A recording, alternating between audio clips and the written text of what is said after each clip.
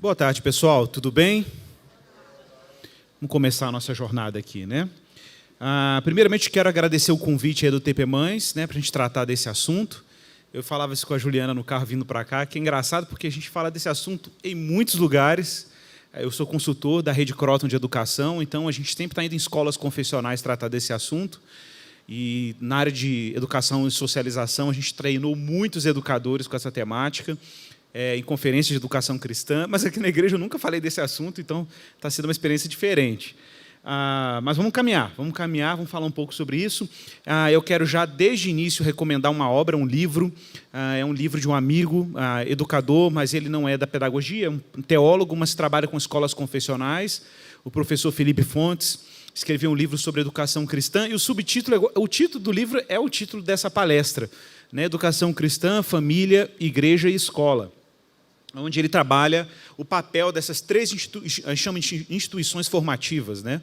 São as três instituições responsáveis pela tarefa educacional. Porque é uma ilusão, a gente vai falar um pouco disso, achar que a tarefa educacional é uma tarefa mono-institucional, né? Tipo assim, só uma instituição é responsável por isso. É uma tarefa complexa, tem vários atores envolvidos, e a gente vai falar bastante sobre isso aqui nessa jornada.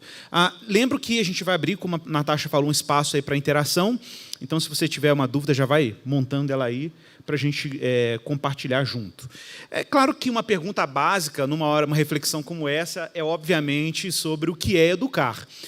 Esse parece um conceito simples, né, mas não é nada simples, né? Trabalhar a noção do que é educar exige, pelo menos em termos da nossa fé, a gente recuperar, basicamente, o que é o ser humano.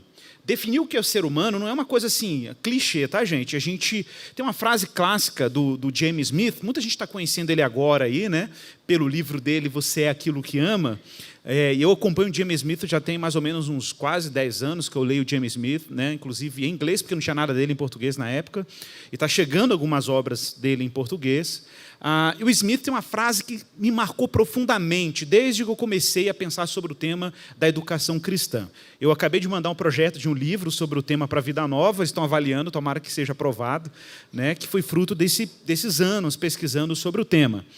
E uma pergunta, uma afirmação, na verdade, uma tese do James Smith que me parece muito interessante, é que ele diz o seguinte, é uma frase que parece técnica, mas eu vou explicar. Ele diz assim, por trás de toda antropologia filosófica, ou melhor, por trás de toda pedagogia há uma antropologia filosófica. O que ele quer dizer com isso?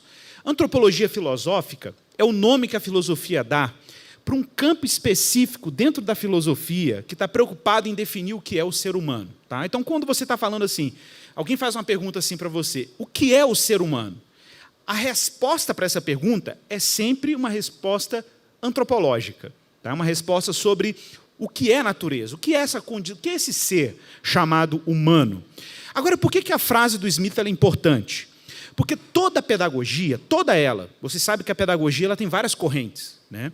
Elas sempre correspondem a algum tipo, alguma visão específica do ser humano. Então, vou dar um exemplo bem prático aqui. Durante muito tempo, por exemplo, na pedagogia, a ciência que mais influenciou a pedagogia, por exemplo, foi a filosofia, durante muitos anos, muitos anos. Num outro momento, a pedagogia recebeu uma influência muito grande da psicologia. Depois, ela começou a receber influência da sociologia. Ultimamente, a ciência que mais tem influenciado a psicologia tem sido a antropologia cultural, né, que trabalha o campo da cultura, e, ultimamente, as chamadas neurociências. Né, tem influenciado muito a pedagogia hoje. Então, pensa, vou dar um exemplo aqui, vou destacar uma visão aqui. Vamos supor que você é, por exemplo, um sociólogo, e você acredita que o ser humano é, para você, essencialmente o ser da história. O que é isso? O ser que produz mudanças a partir do seu empenho histórico. Bom, se você acreditar que o ser humano é somente isso, e essa é a base de toda a formação humana, a sua pedagogia vai ser toda orientada por esse modelo de ser humano. Um outro exemplo aqui, um exemplo antigo. Se você estuda a história dos gregos, por exemplo, você vai lidar aí com a história, por exemplo, da época que a Grécia tinha sob o seu domínio, sob o governo, o nome de Alexandre o Grande. Você deve se lembrar da história. Na época de Alexandre o Grande, os gregos tinham o que a gente chamava de paideia. A paideia era o modelo educacional dos gregos, né? E quem já assistiu aí alguns filmes que mostram a era grega, você vai ver, por exemplo, a figura de Aquiles. Aquiles, gente, era um modelo pedagógico. Aquiles era a figura do homem, corajoso, guerreiro, ético, educado. Era basicamente a figura de ser humano que a Grécia queria construir para expandir o seu domínio. Está claro? Então observe, qual era a antropologia filosófica dos gregos nesse momento? Aquiles. Aquiles era o grande modelo de ser humano. Claro que dependendo do contexto cultural e do momento cultural e de quem está influenciando a cultura, os modelos de ser humano vão mudando. Consequentemente, a pedagogia vai mudando. Está claro isso aqui? Então, se você acha, por exemplo, que o ser humano é basicamente o ser da competição, o ser da produtividade econômica e do sucesso econômico, você vai ter toda uma pedagogia trabalhando para formar esse tipo de ser humano. Por isso que definir o ser humano é fundamental quando nós queremos pensar sobre educação. Porque isso pode determinar o modo como você educa. Se, por exemplo, você acredita que ser humano é só emoção, é o ser do desejo lá do Freud, né? É o ser do desejo, você vai ter toda uma pedagogia baseada no desejo, para formar o ser humano do desejo. Você não vai concordar, por exemplo, que determinados limites possam ser postos sobre o desejo de uma criança, porque isso pode criar nela, por exemplo, algum tipo de repressão, algum tipo de trauma, algum tipo de desconforto emocional. Se você adotar isso como modelo de ser humano, a sua pedagogia vai seguir essa pauta aí, tá bom? Bom, de repente você fala assim, não, eu entendo que o ser humano, Igor, ele é um ser, por exemplo, por exemplo, da produtividade financeira, um ser que ele envolve com o campo político. Eu acho que o ser humano é um ser político. Aí toda a sua pedagogia vai seguir essa pauta. E assim por diante. Por que isso é importante? Porque nós cristãos temos uma antropologia ou um modelo de ser humano muito específico. E o nosso modelo de ser humano vai determinar como nós educamos. Se nós adotarmos um modelo completamente estranho às Escrituras, nós vamos estar formando um ser que não corresponde ao que as Escrituras revelam sobre o que o ser humano é.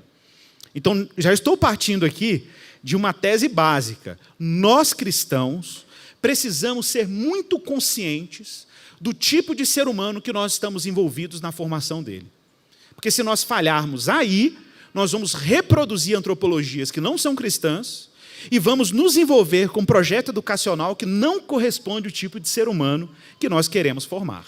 Então é muito comum pais cristãos que têm pouca consciência sobre o que é um ser humano na perspectiva cristã, adotarem visões de ser humano que não correspondem ao cristianismo. Vou dar um exemplo. Eu tinha uma colega que era diretora de uma escola confessional cristã, aqui em BH, né, a professora Cida, né, que já faleceu, né, que era uma pessoa extraordinária, pioneira na educação, a cristã aqui em Belo Horizonte.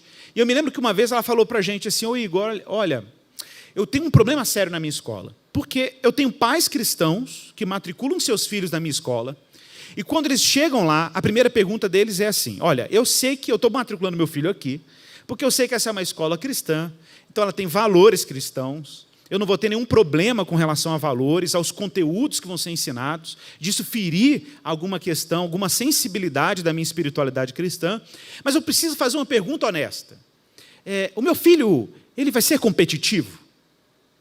O meu filho, ele vai estar pronto para o mercado de trabalho? Olha, parece sutil, mas observe como esse pai cristão, ele está sob uma tensão antropológica. Qual é a tensão antropológica? Ele tem que decidir se ele quer uma antropologia cristã, em que o filho dele vai ser educado a partir de valores cristãos, ou se ele quer uma antropologia economicista, em que o filho vai ser competitivo, vai responder às demandas do mercado de trabalho, e por aí vai. Então, existe aqui uma tensão. Né? Por quê? Porque esse pai, apesar de ter, por um lado, uma sensibilidade cristã de que o filho precisa receber uma educação cristã naquela escola, por outra, ele tem também uma pressão mercadológica, uma pressão da sociedade de consumo, que está dizendo para ele assim, não, mas espera aí, mas meu filho vai corresponder às demandas do mercado nessa escola? Então observe como essa coisa é séria. Por mais que pareça papo de filósofo, se a gente for lidar de forma concreta com a vida, a gente está o tempo inteiro recebendo vários modelos de ser humano, consequentemente vários modelos pedagógicos, e a gente está nessa tensão de qual modelo a gente vai adotar. Às vezes nem sempre é consciente, Às vezes é prático, né? Mas a gente precisa ter uma clareza sobre isso. Bom, Igor, então qual é o modelo de ser humano que orienta uma pedagogia cristã? A educação cristã. Lembra que isso é fundamental. Sem essa definição, nós não conseguimos educar da forma cristã. Então vamos lá. O que é o ser humano para o cristão? De uma maneira bem simplista, mas objetiva. Para a fé cristã, nós sabemos disso, Deus criou o homem à sua imagem e à sua semelhança. Aquilo que nós chamamos em latim de imago Dei. O homem é imagem de Deus. Imago Dei. Imagem e projeção de Deus. Isso tem implicações. Implicações porque talvez é aí que nós encontremos aquilo que torna o ser humano singular em relação a todas as outras criaturas que Deus fez. Singular. O que torna o ser humano diferente, exclusivo, quando comparado com todas as outras criaturas que Deus colocou no mundo dele? Né? É que as outras criaturas dependem de determinados contextos para serem o que elas devem ser. Vou dar um exemplo. Toda criatura no mundo de Deus é assim. Olhe para o peixe, por exemplo. O peixe tem uma anatomia, ele tem uma estrutura biológica que faz com que o peixe seja plenamente peixe no ambiente que ele foi criado para estar. Então o peixe ele tem total liberdade para ser peixe enquanto ele estiver no mar, ou num rio, ou num lago. Beleza? A partir do momento que você descontextualiza o peixe, que você tira o peixe do seu contorno ou do seu contexto, o peixe ele começa a sofrer um problema sério com relação à sua liberdade e até à sua integridade física enquanto peixe. Ele vai morrer fora d'água. Ok? Pense, por exemplo, na anatomia aerodinâmica das aves. Como toda a estrutura biológica de uma ave foi feita para ela ser livre no ar, voando. Uma liberdade que, inclusive, nós, seres humanos, não temos, a não ser que criemos uma tecnologia que nos permita isso. E nós temos uma tecnologia para isso. Mas isso não está na nossa estrutura biológica. A gente tem que criar um dispositivo cultural que permite a nossa liberdade de voar. Fora isso, não está na nossa estrutura biológica essa habilidade, mas está no de uma ave. Está claro isso? Então observe, cada criatura no mundo de Deus depende de um contexto para ser livre e cumprir a finalidade para a qual foram criadas.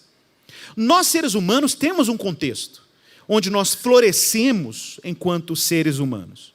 Esse contexto é um contexto de uma relação inicial, basicamente. Nós precisamos de uma relação permanente com aquele que nos criou. Está claro? A antropologia cristã é primeiramente orientada por uma relação com quem Deus é, porque nós somos criados à imagem dele. Agora, eu vou fazer uma brincadeira aqui. Olha que interessante isso. Há mais ou menos uns 12 anos atrás, teve um caso muito estranho na Rússia, que foi um caso conhecido como o caso da menina Natashenka. O que era a menina Natashenka? A menina Natashenka era uma menina com 5 anos de idade, que, por alguma razão, por uma denúncia anônima, foi encontrada trancafiada dentro de casa. Alguém viu o pai saindo de casa, no vislumbre da porta aberta, viu que tinha uma criança lá. Mas os vizinhos nunca souberam que havia uma criança naquela casa, até aquele momento. Houve uma denúncia, a polícia foi lá, abriu a casa e aí tomaram um mega susto. Porque o que eles encontraram lá dentro daquela casa? Era uma criança, mas ao mesmo tempo não parecia uma criança. Era uma criança que se comportava como cachorro. Ela andava de 4. Ela comia nas tigelas no chão. Ela grunhia, fazia um ruído parecido com um latido. Todo o comportamento daquela criança correspondia de um cachorro.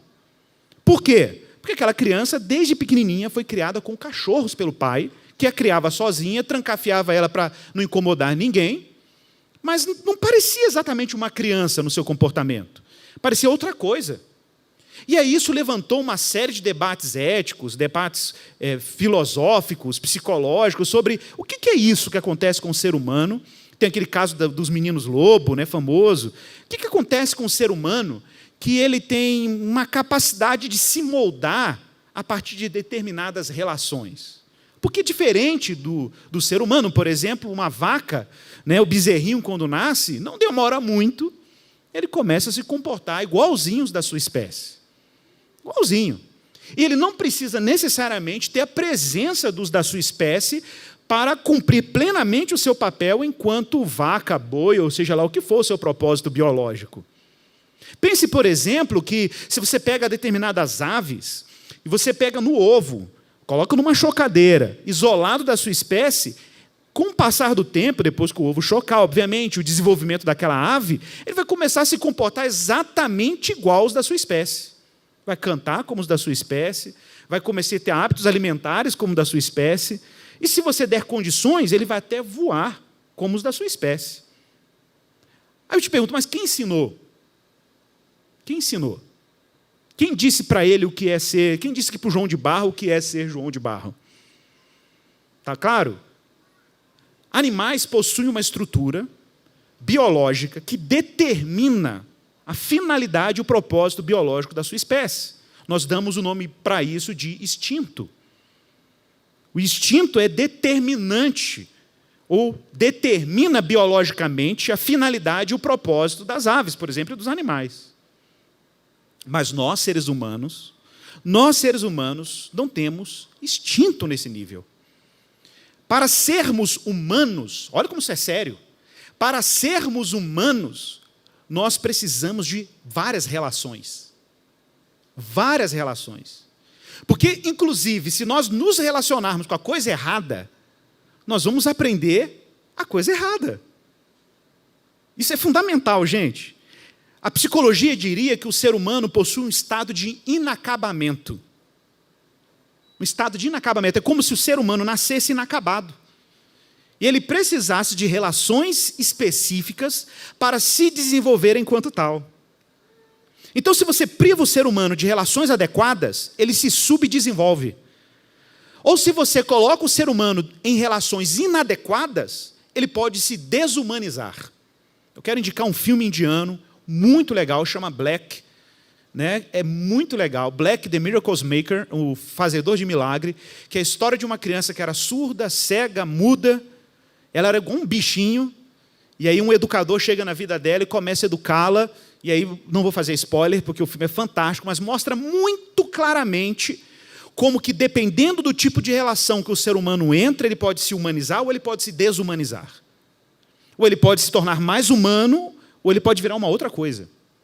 Porque, diferente dos animais, nós não temos, na nossa estrutura biológica, aquilo que nos determina enquanto humanos. Nós precisamos de uma outra coisa, além do biológico, que são relações. E por que Deus nos fez assim tão relacionais? Pergunta importante. Ora, se somos imagem de Deus, precisamos perguntar então quem Deus é, para que correspondamos a quem Ele é. Quem Deus é? Deus cria o homem no plural. Façamos o homem à nossa imagem e à nossa semelhança. Ora, por que Deus fala no plural? Porque Deus é comunidade. Agostinho diria que Deus é comunidade. Porque Deus é trindade. Existe uma eterna relação de amor em quem Deus é. Aquilo que os cristãos chamam de trindade. Olha, se Deus é relação, seria natural que ele criasse uma criatura com um potencial ou com uma demanda parecida. Por isso também somos igualmente relacionais. Porque Deus é relacional. E aquilo que determina a nossa identidade depende de relações específicas. Olha que interessante. Relações específicas. E a qualidade dessas relações, ou a privação delas, ou a presença delas, é determinante para educar, ou para deseducar, ou para desenvolver ou atrasar o desenvolvimento humano. Eu gosto muito dessa palavra desenvolvimento, porque desenvolvimento, a definição bem básica de desenvolvimento é mudança através do tempo. Isso é desenvolvimento. Mudança através do tempo. Seres humanos, para serem plenamente humanos, precisam de tempo. Até para sofrerem as mudanças que são necessárias ao longo do tempo, ao longo da sua maturação biológica. Mas vamos pensar um pouco sobre isso, tá? Vamos pensar que a condição humana depende de um progressivo conhecimento relacional. Progressivo conhecimento relacional. O conhecimento que nós precisamos para nos tornar mais humanos depende de relações muito específicas. Eu Eu vou falar aqui então de uma tríplice relação. O ser humano precisa de 3 níveis de relação ou de relacionamentos para se tornar mais humanos.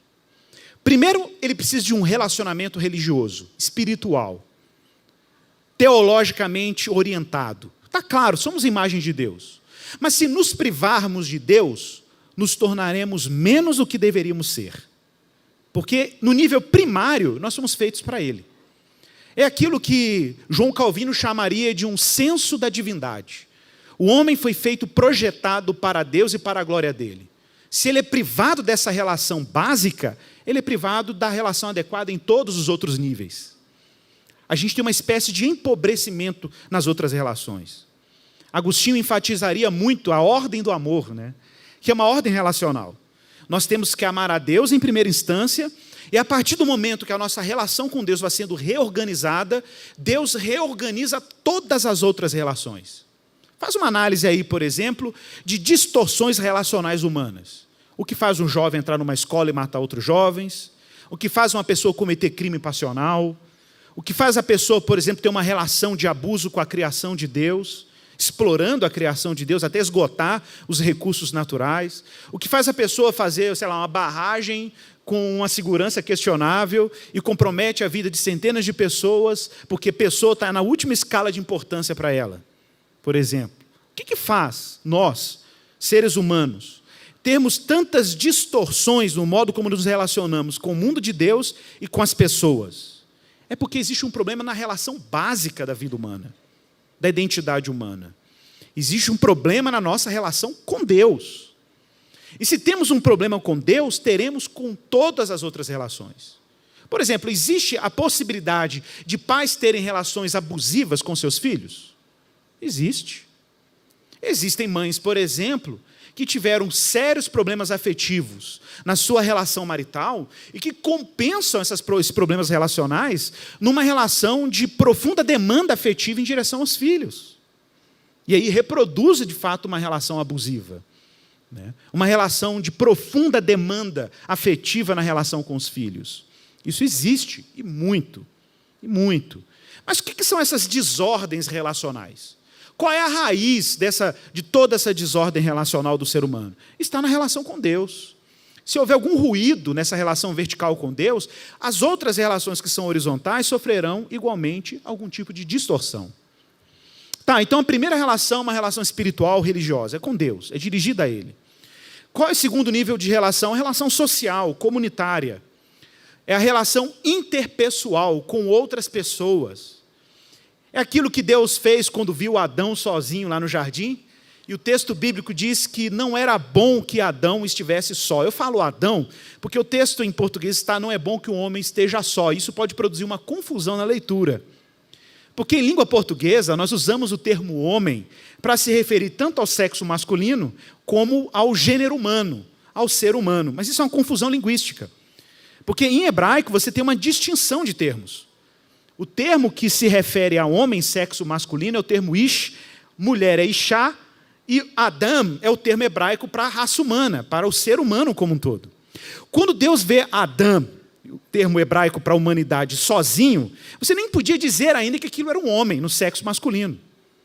Não sei se você sabia disso. Você não podia dizer isso porque você ainda não tem a presença da ishá para fazer a distinção. Então, seguindo a cronologia bíblica, você só pode dizer que existe macho quando existe fêmea. Se não existe fêmea, você não tem critério para poder nomear um macho. Então, o que você tem? Você tem humanidade. E a humanidade está andando no jardim, sozinho, e diz o texto bíblico que Deus olha para aquilo e fala: não é bom que Adão esteja só. Por que isso é importante? Porque muita gente pode falar assim: Deus criou a mulher para suprir a solidão do macho. Isso não existe. Deus introduziu a mulher para suprir a demanda de solidão da humanidade. Não era bom que a humanidade estivesse só. Por isso Deus introduz a Ishá, para que até o Ish pudesse existir. Para que inclusive o homem pudesse existir, né? Então essa dupla identidade humana compõe uma comunidade da qual nós, seres humanos, dependemos para sermos humanos. Está claro isso, pessoal? Então nós temos uma relação vertical e temos uma relação horizontal com o meu próximo. Por isso que Deus cria uma comunidade humana. E é curioso, porque quando Deus diz assim, não é bom que o homem esteja só, você precisa fazer uma outra pergunta. Qual é o critério que Deus tinha para fazer um juízo sobre a solidão de Adão? Por quê? De onde que Deus tirou? Qual o critério que Deus tinha, o modelo, o parâmetro que ele tinha para dizer que a solidão de Adão não era uma coisa boa? Ele mesmo. Porque ele não é solitário. Ele é comunidade. Ele é comunidade. Sendo ele comunidade, ele tinha os critérios para olhar para a solidão e falar, a solidão não é uma coisa boa. Não é boa porque o homem é relacional. Para ser humano, nós precisamos de relações específicas. Primeira relação com Deus, está claro? Segunda relação com o próximo, a nossa relação comunitária ou social. E, finalmente, Deus também nos criou para nos relacionarmos com a criação dele. É uma relação criacional. Alguns poderiam dizer uma relação criativa com a criação de Deus. De fato, foi isso que ele falou. Para Adão e para Eva, vão cultivar e guardar o jardim. Muita gente acha que trabalho é efeito da queda, né? Na verdade, o que muda com a queda não é o trabalho, é a relação com o trabalho. É porque o trabalho se torna servil, pesado. Mas a ordem de trabalhar, é a palavra hebraica para cultivar o jardim, né? Avodar, em hebraico, é trabalhar literalmente. É servir. Agora pensa nisso, pensa que de repente Deus nos deu a vocação de nos relacionarmos com Ele, com o próximo numa comunidade e cultivarmos, trabalharmos. São 3 relações importantes na constituição do que é o ser humano numa perspectiva cristã. Está claro até agora, pessoal? Está difícil? Dá para caminhar? Então vamos pensar nisso.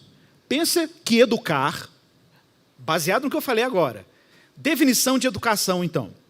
Educar, em um sentido cristão, é o ato de cooperar, operar junto, relacionalmente, relação, para que o ser humano corresponda ao máximo à imagem de Deus. Vou repetir a definição. Educar é o ato de cooperar relacionalmente para que o ser humano corresponda ao máximo à imagem de Deus. O meu intento ao educar é fazer com que o meu aprendiz, seja ele meu filho ou meu aluno, floresça ao máximo como criatura à imagem de Deus. E como ele floresce? Se relacionando com Deus, se relacionando com o próximo e se relacionando com a criação de Deus da maneira de Deus. É assim que ele floresce. E aí a gente precisa trabalhar para que todos os recursos necessários sejam disponibilizados a essa pessoa para que ela floresça aquilo que Deus destinou para ela ser. Aí você vai me dizer assim, Igor, mas existe um problema aí, não existe? Existe uma resistência à educação. Existe, o ser humano resiste. Adão resistiu. Adão resistiu a uma relação primeira com Deus. E observe, quando Adão se alienou da relação com Deus, ele também acabou se alienando do próximo. O que ele fez imediatamente? Quando desobedeceu a Deus em Gênesis 3? Foi a mulher que tu me deste. Porque a alienação de Deus produz uma alienação social. Produz uma alienação comunitária. Ao invés da gente ter compaixão, encontrar no outro um meio para o qual nós nos caminhamos para uma plenitude e aprendemos com o outro, eu vejo no outro um adversário. Exemplo, o primeiro ato de violência da Bíblia. Caim matou Abel. A inimizade. A inimizade humana, gente, tem como raiz uma inimizade contra Deus. As nossas tensões relacionais, elas apenas refletem uma tensão na relação com Deus. O último problema é que ao ignorarmos Deus e ao ignorarmos o próximo, vamos ter um problema também na relação com a ordem da criação de Deus. O que Adão e Eva fizeram imediatamente à queda? Tiveram um problema de autopercepção, viram que estavam nus, e aquilo não era uma surpresa, porque eles já estavam nus antes. Foi uma surpresa naquele momento, porque houve uma distorção na percepção de si, e começaram a usar folhas de figueira para se cobrirem. Deus mandou cultivar o jardim, mas agora o jardim está sendo utilizado, ou melhor, a habilidade cultural humana está sendo utilizada para criar o quê? Um dispositivo, um recurso de autossalvação. É uma tentativa de autossalvação. Eles estão envergonhados diante de Deus e transformam os recursos da criação para tentar se salvar de Deus. Parece um ato simples, né? Mas é uma tentativa de autossalvação. Olha, basta você olhar para a nossa cultura contemporânea, para a nossa vida moderna. É como eu brinco, no início era folha de figueira, agora nós nos tornamos mais sofisticados na arte de se autossalvar. Né? A gente se tornou mais sofisticado, agora na folha de figueira tem conexão Bluetooth, Wi-Fi, nós ficamos mais sofisticados. Nós criamos dispositivos muito mais sofisticados para tentar escapar da angústia do fato de que nós nos alienamos do Criador.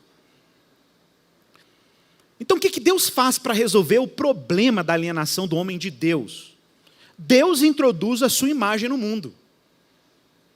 É isso que ele faz, basicamente, quando Jesus veio ao mundo.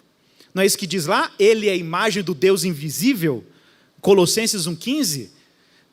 Se o nosso problema era que fomos privados por causa do pecado da imagem de Deus, e ao sermos privados da imagem de Deus, nos alienamos de tudo mais, o que faz Deus para resolver o nosso problema da alienação dele?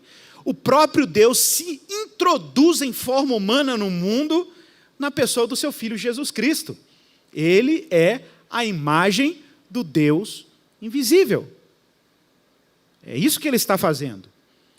Então a educação cristã, meus queridos, tem um propósito.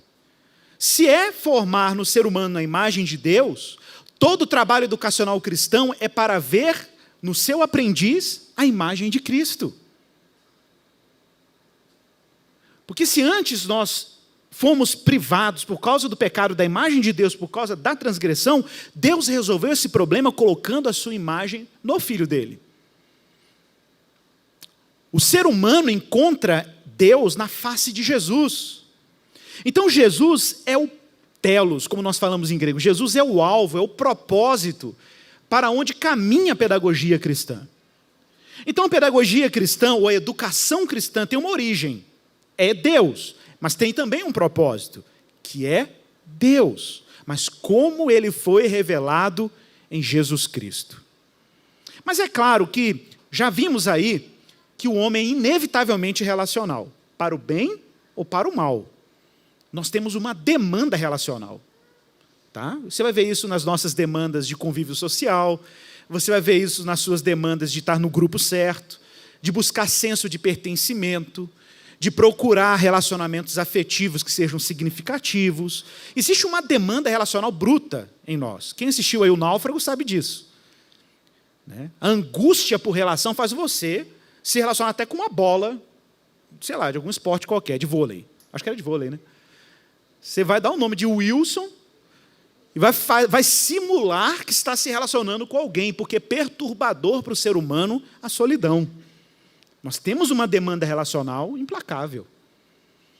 Se nós temos uma demanda relacional, nós precisamos resgatar aqui. Igor, beleza, então, peraí, relacionamento é uma coisa muito séria, seríssima.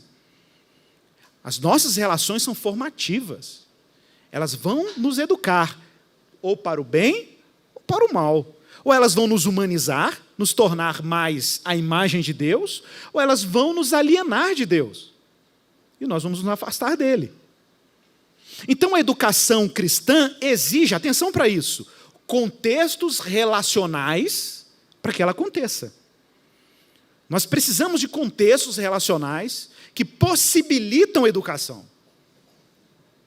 E o que são esses contextos relacionais? É o que nós chamamos de comunidades. Estou falando no plural. Comunidades institucionais. Contextos sociais que educam, porque existem contextos sociais que deseducam. Um exemplo. O jovem que cometeu o atentado em Suzano, ou os jovens, eles participavam de uma comunidade virtual que era formativa, que ensinava para eles um determinado horizonte de sentido, ainda que precário. Era ali que, mal ou bem, ou ainda que simbolicamente, eles tinham algum senso de pertencimento, de pessoas com paixões ou interesses comuns. Porque a demanda relacional, por mais que você se isole no seu quarto, ela existe. Você tem que estar conectado com alguém que dê sentido para você, ainda que seja um sentido precário, violento, desumano. Mas a demanda social está aí. A demanda relacional, ela está aí. E ela forma para o mal ou para o bem. Então, nós precisamos de contextos relacionais para sermos o que temos que ser. Ou, para ser mais específico, contextos ou comunidades de aprendizagem. Nós precisamos de comunidades de aprendizagem. Porque nossa aprendizagem é interdependente. Nós precisamos de uma rede de pessoas para a gente ser o que a gente tem que ser. Mas quem educa, Igor? Olha, partindo do princípio de que a criação de Deus, ela foi estruturada de maneira relacional, e não é só nas relações humanas. Quem estuda biologia sabe disso. Quem observa a natureza sabe disso. Deus estruturou toda a nossa realidade de maneira relacional. A chuva que nós estamos desfrutando agora passou por vários processos relacionais para chegar onde ela chegou. Olha para a polinização das flores, que precisa de um inseto para polinizar, para ela virar um fruto, depois você comer uma banana gostosa, mas aquela banana para chegar a você, teve que ter uma série de processos relacionais. A raiz de uma árvore precisa de bactérias específicas que cooperam com a raiz da árvore, as células da árvore, para poder selecionar certos tipos de nutrientes para uma bananeira gerar banana e não maçã. A realidade de Deus e o mundo de Deus é profundamente relacional. Tá, vamos pensar então numa instituição social, relacional básica, que independe do Estado moderno, independe de políticas públicas, independe da formação dos Estados modernos, independe de qualquer coisa cultural. Está lá, na base da biologia humana, que se chama família. Família. Comunidade básica, relacional básica, que está ali no limiar entre o privado e o público. No limiar. De acordo com a história da psicologia, a psicologia evolucionária, que é chamada, né? A psicologia evolucionária gosta muito de estudar como que o ser humano se desenvolveu, né? Então, tem várias especulações, mas são especulações que fazem algum sentido. Não sei se você sabe, o ciclo menstrual da mulher, por exemplo, ele respeita um ciclo de 28 dias, basicamente. Esse ciclo de 28 dias são 4 pequenos ciclos de 7 dias, 4 semanas. Olha que coisa louca. E se você olha, por exemplo, para o ciclo da lua, ela respeita exatamente o ciclo menstrual, ou vice-versa. Porque de uma lua cheia a uma lua cheia, você tem um ciclo de 28 dias. E cada fase lunar respeita um ciclo de 7 dias. Então vamos pensar aqui, da lua nova à lua crescente são 7. Da crescente à cheia, mais 7. Da cheia à minguante, mais 7. E da minguante à lua nova de novo, mais 7. Olha que coisa mais louca. Pensa você morando no meio de uma mata, numa época primitiva humana qualquer, em que você, como homem, era o responsável pelo alimento da sua casa. Era a sua função. Até porque a sua estrutura biológica, física, né, ela foi feita para caça. Nós temos alguns músculos específicos na parte do nosso corpo que nós somos feitos para caça e para defesa da família. Olha que louco. Então, pense que num determinado momento do ciclo lunar, as noites eram iluminadas pela lua cheia. E o que o homem fazia na lua cheia? Vão para a caça. Caça. E era justamente nesse período da lua cheia que as mulheres estavam o quê? Menstruando, ou melhor, elas estavam menstruando em casa. Porque o homem não ia manter relações sexuais com ela porque ele estava caçando. E na lua nova, que o homem não podia caçar à noite, onde ele estava? Na caverna com a mulher. Que era o período fértil da mulher. Porque isso diz respeito ao quê? A reprodução biológica dela. Agora, vejam que coisa louca. A dinâmica da família em que você tem a vida privada, que era chamada a vida do oikos, a vida da comunidade, e por isso que a mulher era responsável pelo gerenciamento do lar, e o homem foi criado para a vida pública. Eu não vou chegar no mérito, que hoje, obviamente, a gente tem uma estrutura social e cultural que possibilita a mulher ir para a vida pública muito mais do que antigamente, mas está na estrutura da vida biológica masculina a missão para a vida pública. Por isso que Gênesis fala, deixará o homem seu pai e sua mãe e se unirá à sua mulher, e os dois se tornarão uma só carne. Observe, a ordem de sair e deixar não é dada à mulher, é dada ao homem. Deixará o homem. Por quê? Porque, biblicamente, a mulher não deixa, ela é tirada de casa. E quem tira a mulher de casa é o homem. Tá, você pode pensar assim, você é num plano da biologia bíblica, da sociologia bíblica. Mas vamos pensar aqui seriamente. Qual é o grande dilema socio-relacional entre homens e mulheres hoje? É que os homens não saem da casa do pai e da mãe, e as mulheres saem. E mesmo casados, essa dinâmica continua. Mesmo casados, essa dinâmica continua. Homens que parece que nunca saíram da casa dos pais, e mulheres que nunca se deixaram ser tiradas pelos seus maridos.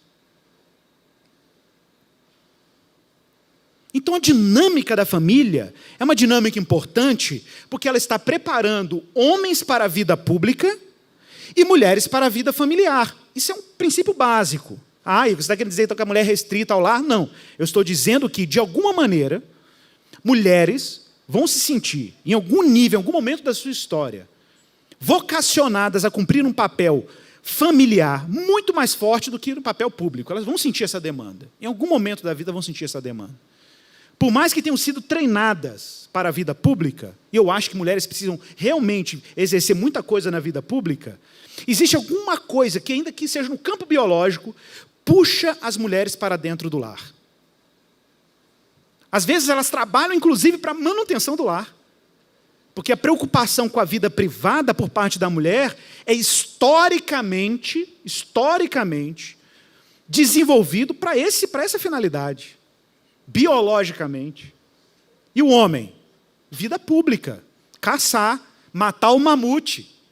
Tem que matar o mamute, tem que trazer o mamute para casa. E olha, agora vamos pensar em termos educacionais, as implicações disso. E os nossos filhos precisam de quais conhecimentos? Eles precisam de conhecimentos públicos, da vida pública, e precisam dos conhecimentos da vida doméstica. Então pense na antiguidade, que o pai ia caçar, ele conhecia o mundo. Ele conhecia o mundo exterior. Ele chegava em casa e transmitia esse conhecimento para os filhos. Olha, hoje eu vi um leão que vocês não imaginam. Olha, hoje eu vi uma ave que vocês não têm noção de como que ela é.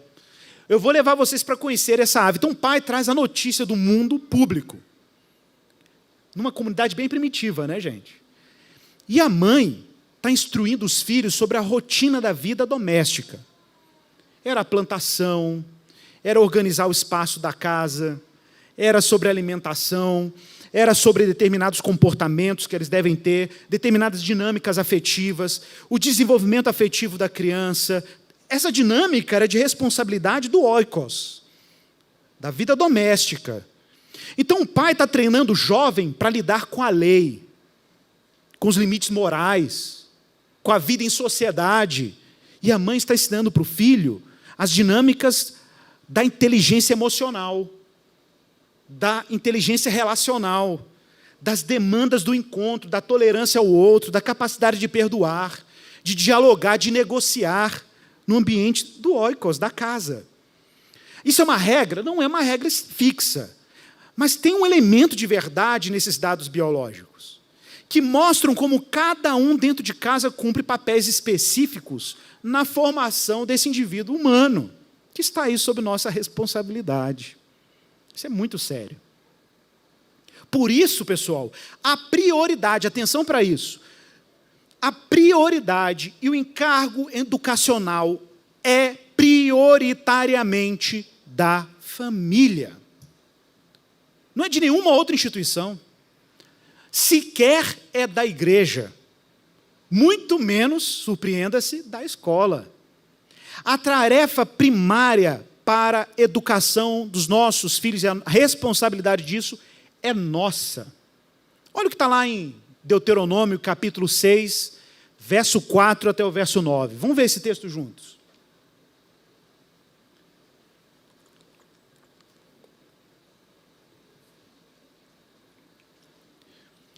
Gente, esse texto é conhecido entre os judeus como o Shema, ou Shema. É uma oração clássica do judaísmo, do monoteísmo, sobre a unidade de Deus. Jesus menciona esse texto nos seus evangelhos como um texto que diz respeito a quem Deus é e os desdobramentos de quem Deus é. Agora veja que interessante, porque por trás desse texto há uma pedagogia divina. Há uma maneira divina de educar. É Deus dizendo para os israelitas, olha, o que vocês precisam saber? Em primeiro momento, verso 4, escuta Israel. Olha como que a linguagem é uma linguagem pedagógica, né? É Deus ensinando o povo. É Deus falando assim, escuta Israel. Eu tenho uma coisa para falar para vocês. Javé, o Senhor, é nosso Deus. E o Senhor é um. Ele é o único Senhor. Então existe aí para Israel uma informação, ok? Qual a informação? Deus é um. Beleza, isso é uma informação cognitiva, uma informação lógica. É um credo, é uma confissão de fé. Deus é um. Mas isso não é suficiente para educar o ser humano. Não é suficiente você ter informação correta. Você, além da informação, você precisa da formação. Você precisa de uma formação que corresponda à informação. Você precisa ser formado por essa realidade. Deus está se revelando aos israelitas. Eu sou um. Gente, isso aqui no mundo antigo era uma revolução, porque no mundo antigo haviam vários deuses. Então Deus está dizendo, olha, eu sou um, beleza? Agora vocês precisam viver uma vida que corresponda a essa revelação. E como que você responde a essa informação? Intelectualmente, memorizando o versículo? Não. Você responde a isso amando. Verso 5. Amarás, pois, o Senhor teu Deus de todo o teu coração. Olha, o coração na linguagem bíblica do Antigo Testamento é um termo muito complexo. Parece simples, né? Coração, parece uma coisa meio romântica. Não, o coração, gente, na linguagem bíblica, era o centro de todo o amor humano, de toda disposição humana. Tudo aquilo que impulsiona o homem para fazer algo, a energia que mobiliza o homem, estava na linguagem bíblica no coração. Jesus usa muito isso, né? Onde estiver o teu tesouro, aí também, onde tiver o teu tesouro, onde tiver teu coração, onde tiver o teu tesouro, aí também estará o teu coração. É o que você ama. É o que você ama. Não é do coração que procedem os caminhos da vida? O coração, gente, ele pode estar devoto a um ídolo, ou ele pode estar devoto a Deus, mas o coração é de onde vem todo o impulso de devoção humana, de disposição humana. Então você tem que amar a Deus com todo o teu coração, mas isso ainda não é suficiente. Você também tem que amá-lo com toda a tua alma. Nefesh, em língua hebraica, psirê, em língua grega, que vem onde vem a palavra psique, psicologia. Você tem que amar a Deus com toda a sua existência. Não basta uma disposição interna para amá-lo. A minha existência precisa ser afetada por esse amor.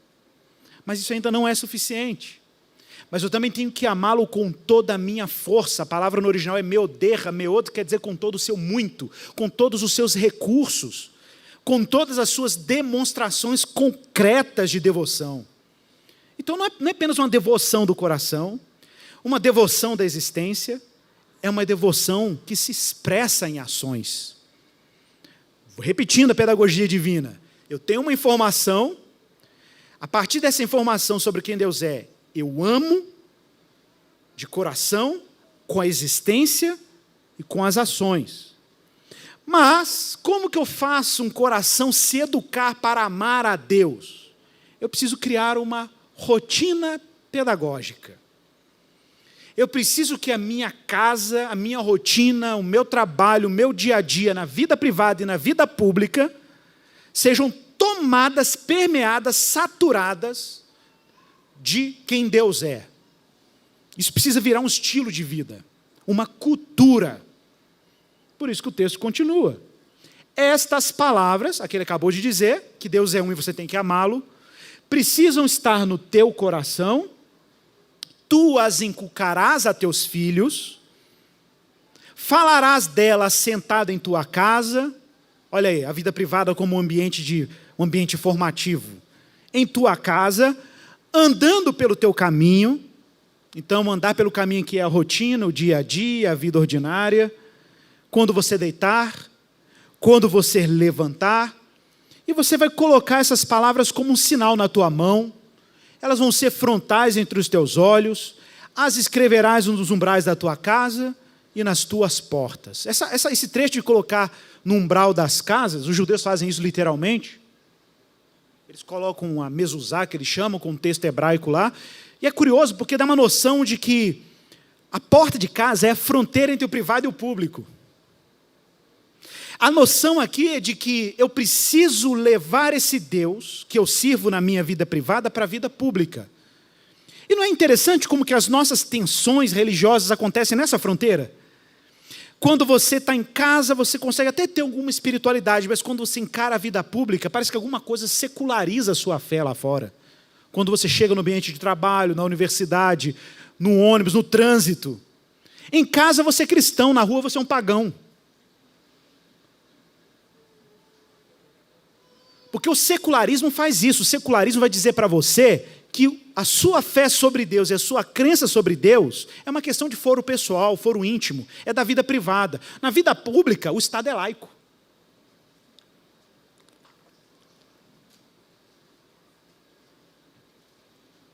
E aí você vive aquela tensão, você educa o seu filho aqui, alguma coisa acontece lá fora que parece que deseduca ele. Porque, na verdade, muito do nosso esforço formativo se reduz, às vezes, a meros devocionais, quando acontecem, eventuais encontros da igreja, dominicalmente, mas grande parte da nossa vida privada, ela é secular. Ela já foi secularizada. Deus não se conecta com apreciação estética, com a música que você ouve, com a arte que você aprecia, com a comida que você come. Raramente seus filhos te vê em prantos diante de Deus orando, pedindo a Deus, expressando o seu prazer a Deus. Raramente você aprecia boa obra de arte que conecta o sentido da sua crença em Deus com a vida.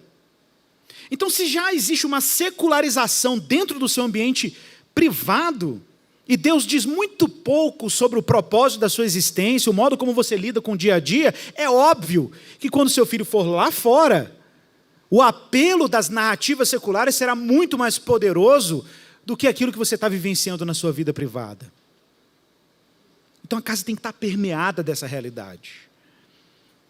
Nos umbrais da porta, ao deitar, ao levantar, no caminho, no dia a dia, e por aí vai. Eu vou citar aqui um trecho que eu adoro, do Herman Doivert, um filósofo reformado, em que ele diz o seguinte, olha que importante isso aqui. A esfera íntima da família é a única comunidade natural capaz de oferecer a formação cultural básica e inicial à disposição e ao caráter da criança. Tanto o fundamento biológico, como o campo moral, como um vínculo de amor entre os pais e os filhos, provém o poder formativo da educação familiar com um caráter íntimo, não encontrado em nenhuma outra esfera comunitária. Ou seja, não há nenhum outro contexto comunitário que forneça com tanta riqueza de privilégios e potencialidades aquilo que a família oferece para uma criança. Não tem jeito. Não tem jeito. Vou te dar um dado curioso. Eu ando muito por escolas, né? E eu vejo em escolas confessionais uma coisa assim, um fenômeno no atual cenário político, cultural brasileiro, é uma demanda de pais por escolas cristãs. Pais não cristãos. Pais não cristãos. Não necessariamente devotos de alguma religião, mas que eles entendem que, de alguma maneira, o filho precisa estar numa escola católica, numa escola protestante, por uma razão bem objetiva, que para mim tem um problema também. Os pais estão vendo um desafio moral, emocional e cultural sem precedentes. O Bauman vai falar muito sobre isso, Zygmunt Bauman fala muito sobre isso, chama de pêndulo, um pêndulo que vai para o lado... Basicamente a nossa cultura é assim, tá, gente? Ou a gente vive momentos históricos, que a gente vive em busca de liberdade, ou a gente vive momentos históricos em busca de segurança. Mas todas as vezes que você investe na segurança, você vai comprometer a liberdade. Todas as vezes que você investe em liberdade, você vai comprometer a segurança. Então, de tempos em tempos, nós vamos ter demandas em que a gente vai buscar subverter a ordem social, libertar as paixões humanas, expressar o que a gente pensa, vamos enfatizar a liberdade. Só que vai chegar um momento que isso vai trazer um caos de alguma maneira, uma insegurança social de alguma maneira, e pessoas vão oportunizar esse cenário de insegurança para apresentar propostas que garantem segurança. E aí, quando a segurança for estabelecida, você vai se sentir tão sufocado com isso, que você vai se sentir saudade dos movimentos de contestação. E aí o pêndulo vai te levar de novo para o lado revolucionário da história. E vai ser sempre assim. Então esse é um momento em que o experimento de liberdade humana trouxe consequências que produziu uma insegurança geral nas pessoas. Inclusive na formação dos filhos. O problema é que os pais estão acreditando realmente que a escola tem o poder de oferecer uma formação que vai para além da formação cultural. Eles esperam a formação moral da escola. Esperam, inclusive, a formação de valores na escola. Gente, a escola mal está dando conta de ensinar matemática. E a gente quer que a escola forneça a formação moral para os nossos filhos. Por quê? Porque os pais estão entretidos com o projeto de carreira. E possuem um tempo, uma qualidade de tempo de convívio com seus filhos extremamente empobrecida. E como não dão conta, precisam terceirizar essa tarefa. O problema é que a escola não vai dar conta de fazer isso. A propósito, não é função da escola fazer isso. Tomara que a sua escola, a escola do seu filho, consiga lá falar uns versos bíblicos para ele, citar um trecho da Escritura, isso é bom. Mas saiba que se você não estiver prioritariamente envolvido com essa formação do seu filho, a escola não vai conseguir fazer isso por você. Não tem jeito. Eu tenho sérias críticas, por exemplo, a algumas políticas públicas educacionais no Brasil que pretendem fazer da escola um lugar de formação moral. Teve uma discussão recente sobre isso no MEC, da criação de uma disciplina de formação ética que seria dada para os alunos na escola pública, no ensino fundamental, no ensino médio, para ensinar ética para os alunos. E até hoje isso não saiu do papel, porque a discussão homérica que tem na universidade sobre isso tá bom, já que tudo é relativo, de qual absoluto nós vamos partir para ensinar valores morais para as pessoas? Não tem absoluto mais. Não tem absoluto mais. Cristãos acreditam em absolutos. Mas como que o secularismo pode oferecer algum absoluto? Não tem absoluto. Mas existe uma demanda ética? Claro que existe. Tem uma demanda ética. Olha quantos jovens que nós conhecemos que são extremamente inteligentes, nos algoritmos técnicos mais complexos, mas são tolos morais. Não sabem lidar com a mulher, mulheres que não sabem lidar com homens, pessoas que não sabem lidar com trabalho em equipe, que não sabem lidar com poder, não sabem lidar com confiança. Por quê? Porque há um empobrecimento moral. O problema, meus queridos, é que moralidade, ética, não é formado por políticas públicas. Formação moral e ética, ela é dada e produzida em contextos relacionais muito específicos. Por exemplo, família. Mas como estão as nossas famílias? Se a gente pensar, por exemplo, no desafio, eu já estou caminhando para o final, se nós pensarmos, por exemplo, no desafio que nós temos hoje, pensando em escola, ok? Pensando em escola pública, que eu circulei em várias, trabalhei em várias favelas em Belo Horizonte, em que a maioria das famílias são famílias em que você tem uma mãe, já na sua terceira ou quarto relacionamento, que você não pode nem dizer que é estável, com um padrasto ou um namorado da mãe que abusa dos seus filhos. Isso existe, e muito, eu vi muito isso. Né? E essa mãe tem que dar conta, depois de trabalhar uma jornada de trabalho absurda, de chegar em casa e amar esse filho, ensinar valores para esse filho. Quais valores? Que valores ela herdou? Aí a escola vai ter que suprir essa demanda. Como? Como que professores vão dar conta de ensinar conteúdos que estão lá na Base Nacional Comum Curricular, de uma BNCC, Como que elas podem trabalhar com formação de competências desse aluno, cumprindo demandas objetivas na formação daquele aluno, quando 2/3 da aula é ela tentando acalmar o menino, fazendo ele prestar atenção nela. Porque houve um empobrecimento na família. Na formação ética, uma moral, para aquela criança entrar na sala de aula e respeitar minimamente o professor. Como um aluno de projeto social que eu tive, que se envolveu com o tráfico de drogas da comunidade, aos seus 12, 13 anos de idade, e me incendiou a biblioteca da sua escola aqui em Contagem. Queimou os livros.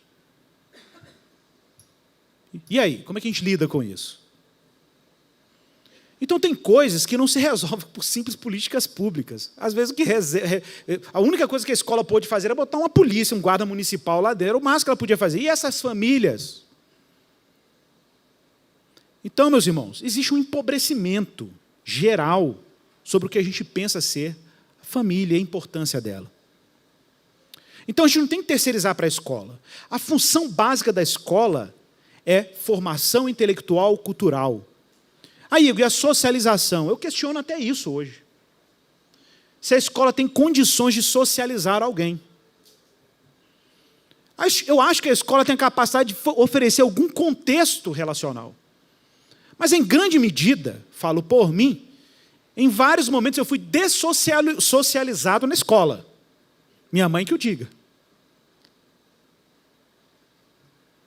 Porque o que é uma socialização? É você ir para um ambiente onde indivíduos que estão sendo basicamente formados afetivamente por famílias, trazem as riquezas de sua formação ética de casa para esse ambiente e aquilo é distribuído nas relações entre os indivíduos. Você está entendendo? Você não pode esperar que a criança chegue socialmente pronta na escola, na atual conjuntura em que as famílias estão aos cacos. Então esse indivíduo chega na escola deseducado socialmente, porque a formação social básica é na família, não é na escola. Até porque nós tivemos muitos milhares de anos na nossa história em que sequer a escola existia, enquanto instituição, e socialização acontecia. A escola é uma instituição historicamente criada. Então o que seria uma escola bacana? Quando as famílias cumprissem seus papéis respectivos e seus filhos viessem à escola com as suas riquezas formativas trazidas de casa. Aí sim nós teríamos uma socialização. Porque os valores relacionais seriam distribuídos naquela escola, compartilhados naquela escola, de criança para criança. O problema é que as crianças não estão trazendo nada de casa para a escola. O que esperar em termos de socialização da escola? Eu não sei. Essa é a verdade, eu não sei. A propósito, uma coisa importante mencionar aqui, o que é a escola, no final das contas, se não uma associação de famílias? Historicamente, gente, a escola era isso. Você tinha uma comunidade, porque a gente está num grande centro, isso é difícil de ver, mas você tinha uma comunidade que exigia a formação dos seus filhos. Os pais davam a formação cultural até um nível, no máximo ensinavam o ofício da família para aquela criança. Mas as nossas sociedades se tornaram complexas, exigindo competências que vão para além, às vezes, da capacidade dos pais. Competências matemáticas, competências da linguagem, competências críticas, de várias naturezas. O que nós criamos? Então já que a gente não dá conta, vamos criar uma associação em que tenhamos pessoas especialistas em áreas diversas que vão oferecer essa formação adicional para os nossos filhos. Ponto, era isso que é uma escola. Mas o que a gente espera da escola? Que forme moralmente, afetivamente e até espiritualmente os nossos filhos. E a escola acaba não cumprindo a sua função básica, o que dirá a função ampliada que nós demos para ela. Então a gente precisa até nesse ponto recuperar a noção da escola como uma instituição que é uma comunidade de famílias, em que as famílias participam ativamente, inclusive do currículo, da gestão. Hoje existem até políticas que permitem isso na escola pública, mas poucos pais têm consciência disso, ou se envolvem com isso. Mas essa é a noção básica de uma escola.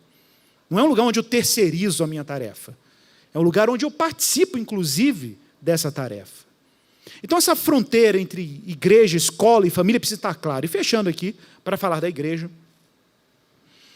Qual é o papel da igreja nisso tudo, Igor?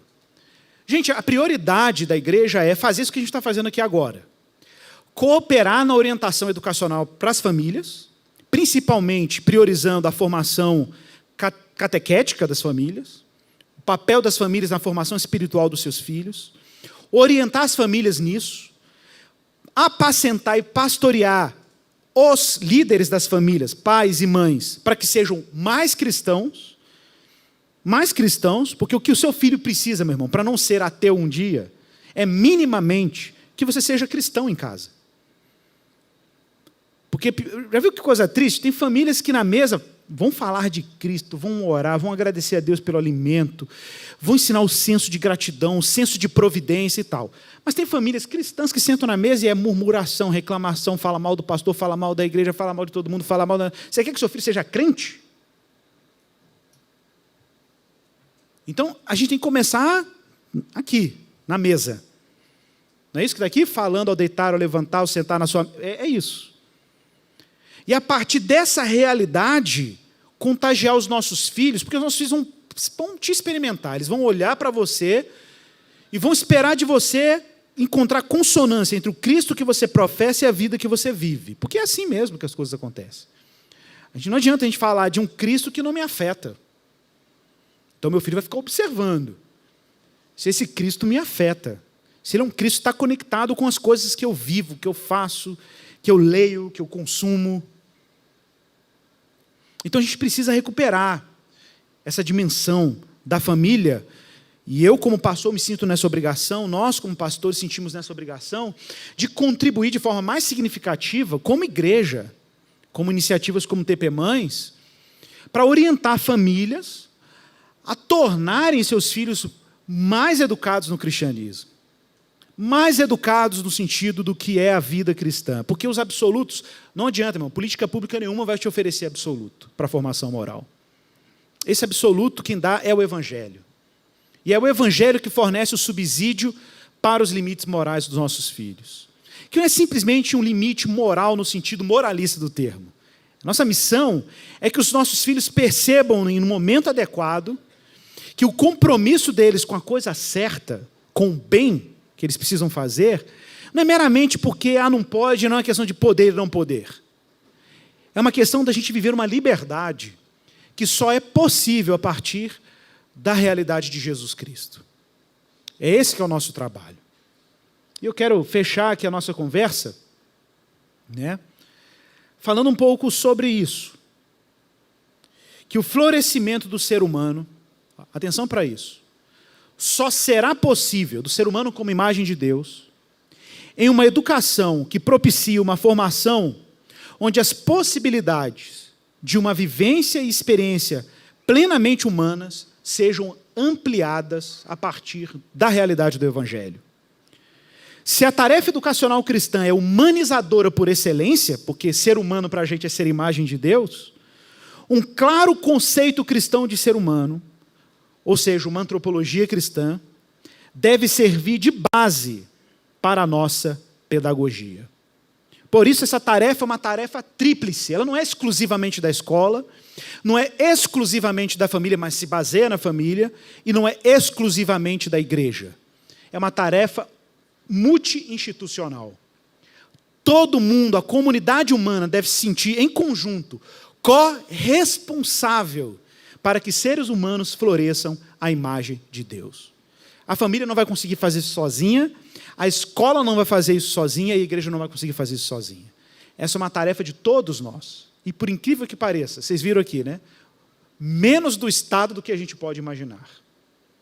A gente tem uma expectativa muito grande do que as políticas públicas podem fazer em relação aos nossos filhos. Mas a grande verdade é que a gente precisa pensar numa mobilização intercomunitária. Para que os nossos filhos sejam educados à imagem de Deus. Vou dar um exemplo bem básico aqui para fechar. Existe um irmão que vem aqui na nossa igreja, é membro da nossa igreja, e eu fiquei muito feliz de saber a história dele. Ele veio de um contexto vulnerável, inclusive numa comunidade que eu trabalhei muito, e aí eu disse para ele assim: meu irmão, deixa eu fazer uma pergunta para você. Por que todo no mundo da sua geração foi preso, ou foi morto, ou foi aliciado para o tráfico de drogas, e você fez a sua faculdade, não cometeu nenhum crime, nunca foi apreendido por um ato infracional, como a maioria das crianças com 12, 13 anos na comunidade, às vezes acaba acontecendo, dependendo do contexto, principalmente no contexto, o bairro que ele mora, a rua que ele mora, porque eu conhecia a rua que ele mora, trabalhava lá. Por que você ficou como um ponto fora da curva? Para vocês verem como não é uma questão meramente financeira. Ele disse assim, porque minha mãe dizia só uma frase para mim. Meu filho, se um dia eu te ver passando perto de qualquer pessoa ligada ao tráfico de drogas aqui da comunidade, eu vou ligar para a polícia e vou mandar ela te prender. Só essa frase. Prático, objetivo. Pronto, resolveu. Aquilo, só de fazer isso, aquilo já abriu um horizonte de possibilidade para aquele jovem que a gente não tem como calcular. Eu tive uma aluna, numa comunidade muito pobre, que ela era diferente de todas as alunas que eu tive no projeto social. Ela era muito mais articulada, o português era muito mais refinado, pelo menos preciso na comunicação. Ela tinha uma sensibilidade musical impressionante. O repertório musical dela era totalmente diferente da galera, porque a galera gosta do proibidão, né? Mas ela curtia rock and roll. Aí um dia eu perguntei para ela, fulana, Thaís, por que você é diferente? Por que você tem uma curiosidade intelectual? Por que você gosta de literatura? Por que você vive na mesma escola, estuda na mesma comunidade, mora com... Por que você é diferente? Ela falou assim, eu tinha um tio, ele já faleceu, que ele gostava de boa música, ele gostava muito de ler. Eu ia na casa dele, era muito livro, e ele gostava de ouvir rock and roll. E eu adorava aquelas músicas do meu tio. E o meu tio me emprestava os discos de vinil. Minha mãe tinha um toca-disco, eu ficava ouvindo os toca-discos na casa da minha mãe. Depois ele me dava baixava as músicas da internet, botava no pendrive, eu ficava ouvindo as músicas no pendrive. Ô, gente, olha que coisa louca. Só dela ter um pouquinho de estimulação cultural de um tio, já colocou ela completamente fora da curva no contexto sociocultural que ela estava inserida. Então a gente fica, às vezes, pensando assim, numa mega política de transformação socioeducacional, às vezes é uma orientação, às vezes é uma influência. Olha que louco. Às vezes uma literatura que você põe na mão de uma criança. Às vezes você tirou tempo para ensinar uma criança a ler. Você causa uma transformação sem precedentes na vida de uma criança. Amém, pessoal? Foi um prazer enorme papear. Vamos abrir para as perguntas. Tem um break agora. A Natasha vai dar umas instruções aí.